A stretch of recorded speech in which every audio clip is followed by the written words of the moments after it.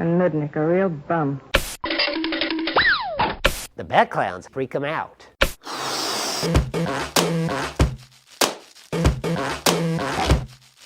Welcome to another episode of UHF 60 Second, where we analyze the movie UHF into 60-second chunks that we call minutes. Are you eating chips? Nope, I'm not. I am Jonathan Carlisle, and I am here with my co-host, David Johnson. Hello.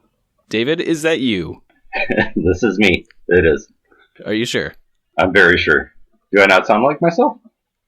So we put the Indiana Jones Minute crew back down for a nap again, so it's just the two of us. I like it. I mean, maybe I shouldn't. I like the Indiana Jones guys too, but I also like you, Jonathan. We all need our me times. We all need our small group times and our big group times. This minute's a small group time. So, minute 4. I'm going to be honest and say that this minute is not my favorite minute of the whole movie. Mm-hmm. I could probably even wrangle in that maybe Weird Al agrees with me. He hasn't said that, but I know in the commentary he does think that this joke with the signs goes a little long. Went on too long, yeah. Yeah. So in this minute, I don't even know up to this point how many summaries we've actually done, because things have been a little crazy around here. But in this minute, the summary here is that he is walking through some hanging vines, then he walks through some signs, and then he comes out at the end, and I wish I had another rhyme. So yeah, we've got traffic signs in this minute. We've got do not cross tape, and we've got more traffic signs. I will say that because this minute is comprised almost solely of traffic signs, I did a little research on the stop sign, and I was surprised to find out that the stop sign originated in Michigan. Ooh. And then realized that Detroit's in Michigan, and Detroit is where the automobile more or less was born. So I guess it's actually not that surprising. And for those of you who don't know, Jonathan and I both hail from Michigan originally, and so that's why it's surprising. The real Mitten State. The real Mitten State, yeah, except no substitutes. But so stop sign originated in 1915 in Michigan. Although I could not verify that it showed up in Detroit, Michigan, but I gotta believe that's the case. So what were they doing before that? They just never stopped?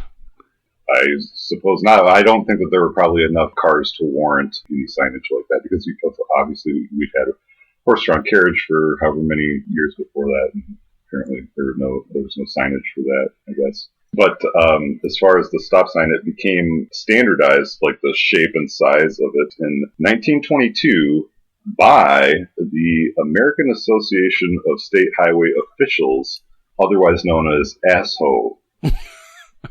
Did you make that up? No, I am not making that up. So they gave it the 8-sided configuration so that drivers approaching from the other direction could tell, even seeing a stop sign from the back, that oncoming traffic has a stop sign. Like, that's a stop sign for somebody else, so I know that they have to stop and I can keep going. So what's with the hanging vines at the beginning of this minute? Because I don't think that's an Indiana Jones thing, is it? I think I'm just realizing it right now that it's supposed to be like a transition into him making his way through the signs. My brain, I just see it as two different things. Like, he's going through the vines, and then he comes upon these signs. And it's silly, I realize that, but I don't. Yeah, it's supposed to be maybe like a reveal, but we're seeing it from... He's going through the vines, our point of view on him, and then you cut to kind of an over-the-shoulder point of view of him approaching the sign, so it doesn't... If that was supposed to be some kind of a big gag reveal, it didn't cut right, I guess.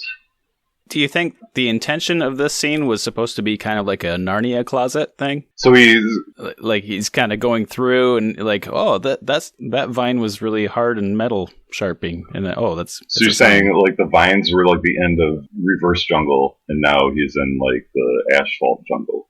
Yeah. Yes. Okay, I'll buy that. And then he's not again, but. Or you're saying when he sees the Oscar statue or the non-Oscar statue that we'll talk about more in the next minute. He's in a different. Well, I suppose he's not in a jungle at all anymore. Then, huh? I guess not. I don't hear any animals or non-animals. That's true. The cows have stopped mooing at this point. Do you have any affinity? Well, you talked about the stop signs. Do you any of these stop signs or any of these stop signs? There's one stop sign. Any of these signs your favorite signs, or like your favorite shapes or colors? They're mostly all the same colors too. Signs. Yeah. This doesn't. My dad, for whatever reason, always cracked up about. There's the one that says severe tire damage, and I just remember my dad thinking that one was really funny for whatever reason. Yeah. That's funny because that is the only one that made it into my notes because. They Might Be Giants had a live album called Severe Tire Damage. So whenever I see that, I just think of They Might Be Giants. And the live version of Dr. Worm. It's kind of a strange phrase, severe tire damage. Any damage to your tire is going to be, there's not like mild tire damage generally. Generally, it's fairly catastrophic when your tire receives damage. It's you don't see signs for like tire rub. Yeah. I mean, I guess that's kind of what they do all the time. So, I did kind of look up. I tried to see what the penalty is for crossing police tape, because you see it in movies, you see it on TV shows all the time, and everybody's crossing it. Everybody's crossing it, and I really, honestly, didn't find anything definitive. I think it's it depends on what the situation is. It's kind of up to the cops on the scene, really. In general, I think it can be arrestable offense if they care to do so. So don't cross police tape. Have you ever crossed police tape? No, I had not. I've not. I was about to say I've never seen police tape, been in physical proximity to actual police tape, but I think that that's actually false. I feel like I have been, and I'm desperately trying to remember the scenario, but I know I've never crossed it. I've put up caution tape for work, but that's just a safety thing. That's not like anything legal. No murder scenes or anything like that. Yeah, I've definitely put up caution tape as like a PA on a set, to keep, crowd control. Do you have any credits in this minute that you'd like to talk about? I guess I kind of want to point out Gray Fredrickson is listed as the executive producer, and that is bonkers to me because he produced like all three of the Godfather films, The Outsiders, a lot of Francis Ford Coppola connection there. He produced One from the Heart, which is a movie that I like that has a lot of Tom Waits in the score and is interesting for film buff people to note because that's the film where Francis Ford Coppola kind of developed video assist, and that was kind of the first film ever to use video assist or have video assist because he kind of made it for that film. So Gray Fredrickson, it's kind of crazy that he, in between producing these massive Francis Ford Coppola movies, he also produced UHF. My note on Gray Fredrickson was his spelling of his name. Not his name so much, but just the color gray.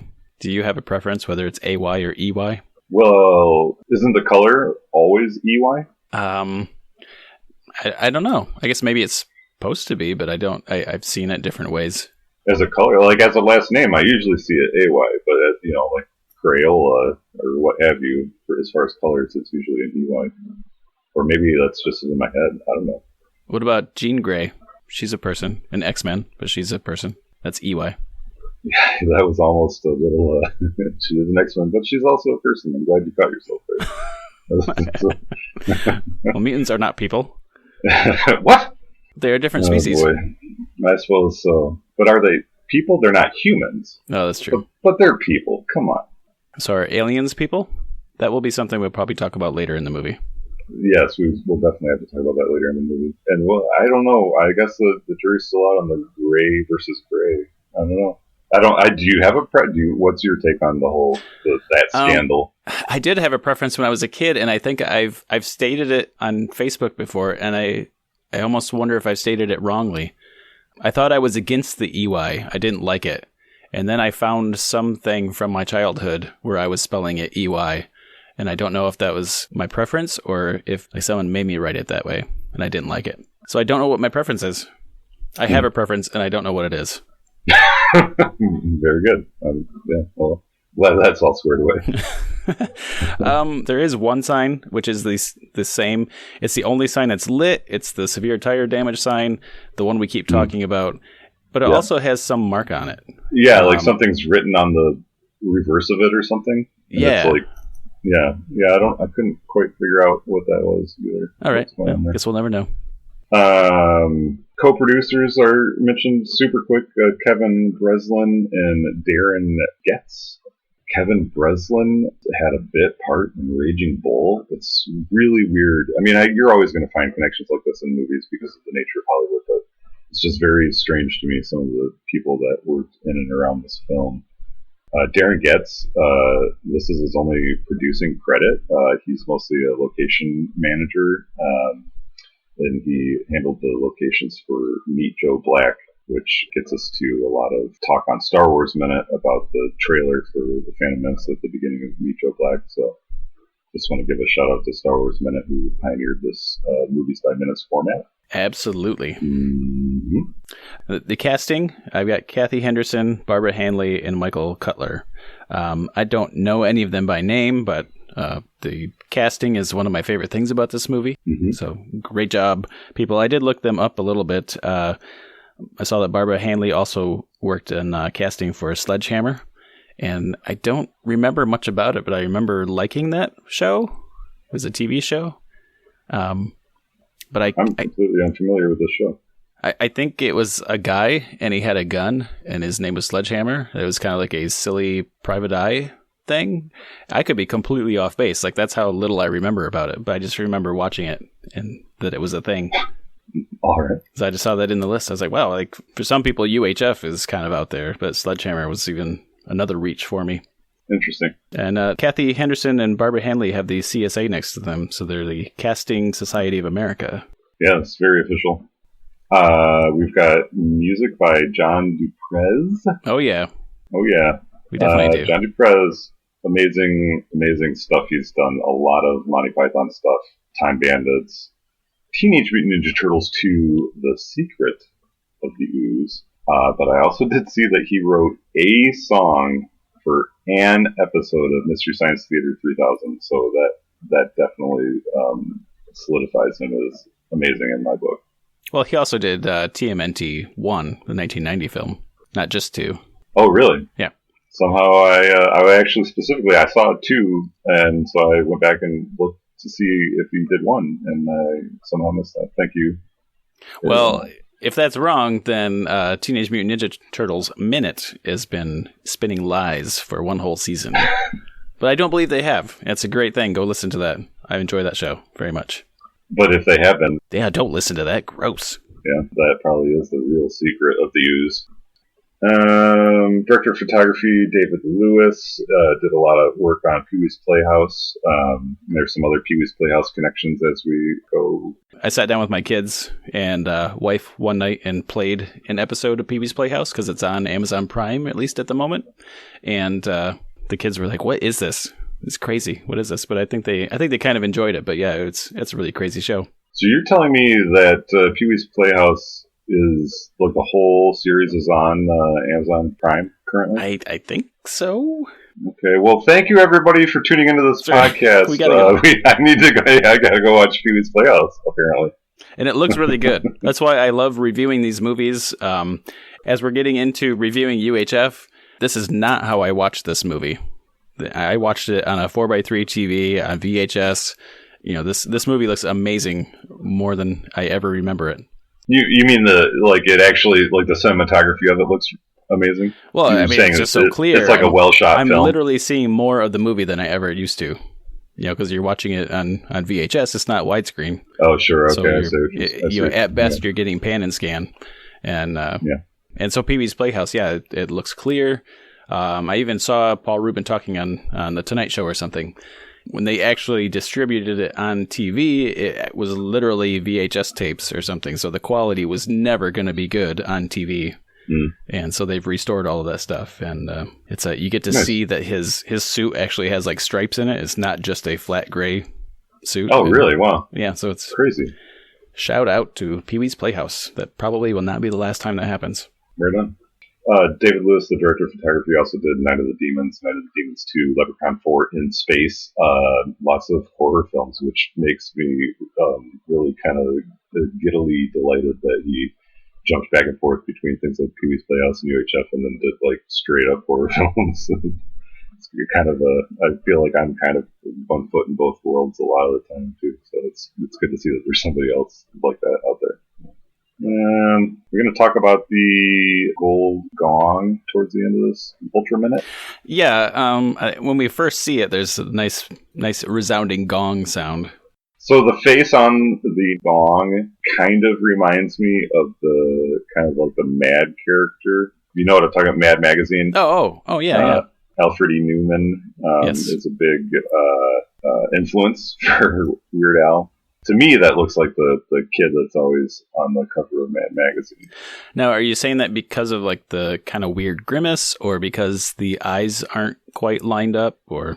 Yeah, like the large upper lip, and just kind of like the face in general. To me, it seems like it. The other thing, like, so when I watched this as a kid, I always thought of that, and I also always thought it kind of looked like Mel Brooks as Yogurt in Spaceballs.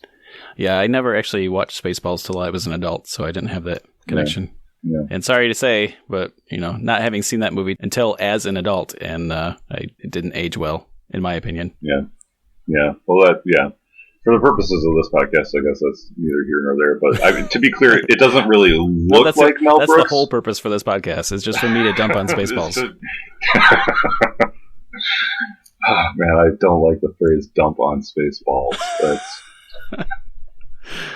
I'd be okay not ever hearing that phrase again. Well, then don't listen to next minute. Where it'll be all dumping on all Spaceballs all the time. I honestly don't know if I ever even looked at this face on the here. But yeah, I see. There's a slight resemblance. I do actually own the Mad Magazine issue where Weird Al was the editor on it. Oh, that's cool. David, are you okay? Yeah, I'm fine, man. Okay, great. I didn't read much Mad Magazine as a kid, and I kind of regret that. I always enjoyed it when I did read it, but I feel like I missed out quite a bit by not reading that, and Cracked and stuff too. Now, I feel like I'll get some hate mail on this one, but I did read Mad Magazine like a lot. Like I bought the stuff. I might have even had a subscription at one point. So I mean, I got it. I put my dues in, but I didn't enjoy all of it. Like there's some of it I like, the Spy versus Spy, that kind of stuff. But some of the parody stuff in there was it may have just been over my head, but I just didn't care for it. I think it was a weird kind of humor. Now, tell me, did you ever play the Spy vs. Spy video game for like the PC, like early PCs? Oh, it might have been a Commodore, it was very difficult, but it was very fun. I loved that video game. I must have. I played anything I could get my hands on. Right on. As long as someone else owned it. Exactly. Yeah, I played. Tim and John Palmer had that game. Shout out to those two guys that'll never listen to this podcast. Now they have to. Yeah, just listen. All right. Well, any other traffic violation stories that you'd like to share or like to admit to? Not really. Let's see. I hit a turkey one time. No warning. Just cars all over the place, and all of a sudden there's a turkey right in front of you. Feathers everywhere. It's hard to not hit a turkey where we hail from, like over an extended period of time. You're eventually going to probably hit a turkey. I also hit a deer once in a company vehicle, and that was a mess. I got hit by a deer once. The car in front of me on the expressway hit the deer, and it, due to the velocity and the way their car was shaped, it basically kind of like scooped the deer up and flew it over the car, and it landed on my car. Oh, weird. At 70 miles an hour, so... Yeah, that was kind of creepy. Well, I guess going back and talking about, dumping on Spaceballs, that the deer that I hit, it just kind of like popped up. I was driving on a road where the road was kind of raised up. So the deer kind of bounded up the hillside up onto the road. So I really didn't even see the deer until all of a sudden it just bloop, bloop, bloop. There it was. And I hit it pretty square on. So its backside was basically just on one side of the vehicle. And the entire side, so you would imagine that the passenger side of my van was called Spaceballs, and that deer took a dump all over the Spaceballs.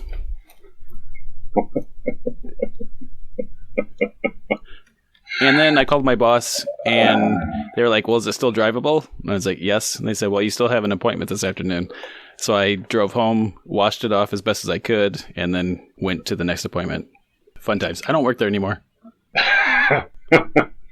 Because you didn't wash it off all the way, they had to let you go. There's a little bit Yeah, there's dump all over these Spaceballs. You did not clean them off.